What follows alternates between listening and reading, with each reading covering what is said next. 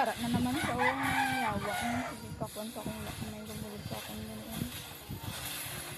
Alam nyo ba kung anong unang MOBA sa mobile? At alam nyo ba na may laro na nauna pang ilabas sa China bago sumikat ang ML? What? Bro, what are you talking about, man?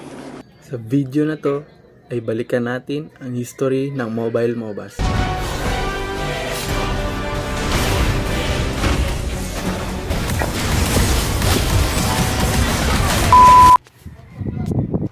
Pero ano nga ba ang meaning ng MOBA?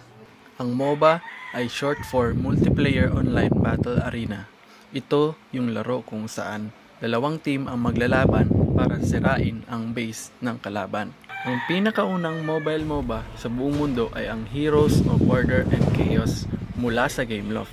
Inilabas ito noong 2012. Dito nagsimula ang 5v5 gameplay na kilala natin ngayon.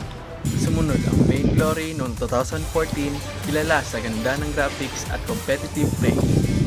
Pero, ito ang madalas itanong. Nauna ba ang Honor of Kings? Well, oo, inilabas ito sa China noong 2015. Mas nauna pa ito kaysa sa Mobile Legends, pero sa China lang muna available noon. Noong 2016, dumating ang Mobile Legends Bang Bang dahil madali itong laruin kahit sa simpleng cellphone. Ito ang naging viral at sumakop sa Southeast Asia. At noong 2020, inilabas ang League of Legends Wild Rift, ang mobile version na sikat na PC game na nagdala ng bagong level ng gameplay.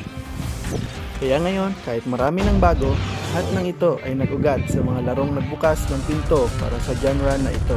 Ano ang unang MOBA na nilaro nyo? Comment sa baba, like, and follow para sa more content. Hanggang dito na lang video ito. Maraming salamat.